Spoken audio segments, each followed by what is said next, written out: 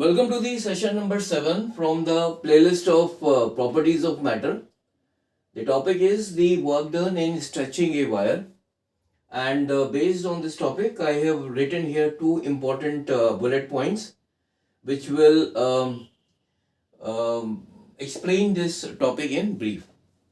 So the first point here I have written is that while stretching a wire, work will be done against the internal restoring force, and this work done will be stored in the form of elastic potential energy, which is given by this formula. That is, work done will be equal to the elastic potential energy, and this will be equal to 1 by 2 into the stretching force into the elongation.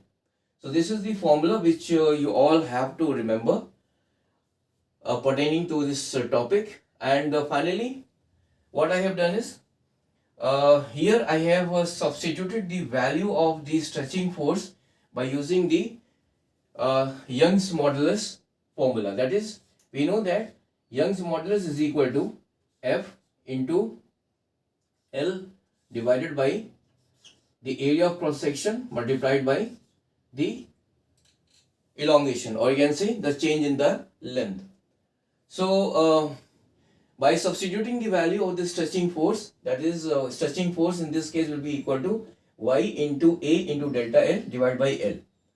So if I put this value here, then I will be getting the expression that work done will be equal to 1 by 2 into y into A divided by capital L multiplied by delta L squared, because here when I will be substituting the value of F in this equation, that is half into stretching force into elongation, then I will be getting the value of this y as the value of F as y into A into delta L by L.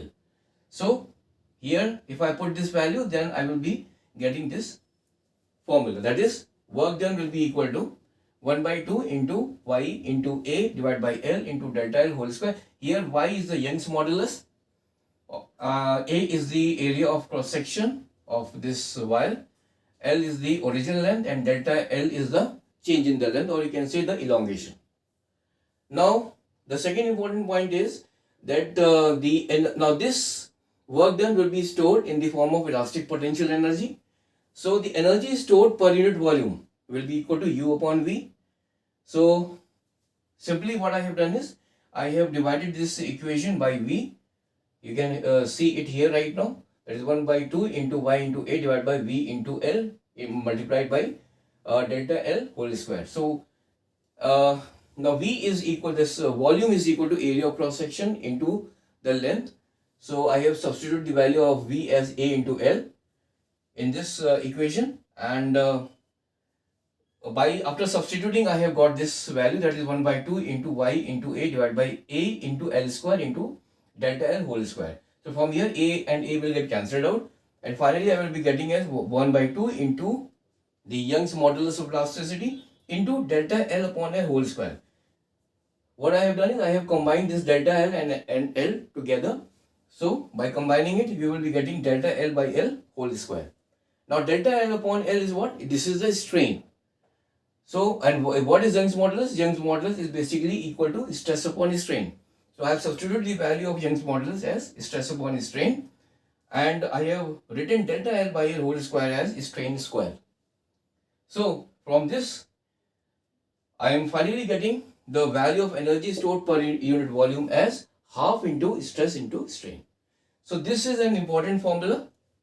This one is an important formula, that is the energy stored per unit volume will be equal to half into stress into strain, and while stretching a wire, the work will be done against the internal restoring force, and this work done will be stored in the form elastic potential energy, which is given by this formula, that is W is equal to U.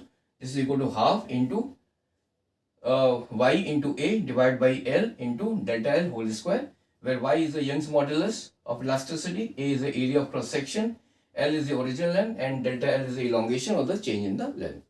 So thank you very much for joining this session. In the next session, we will be taking up a question which will be based on this topic, that is work done in stretching a wire.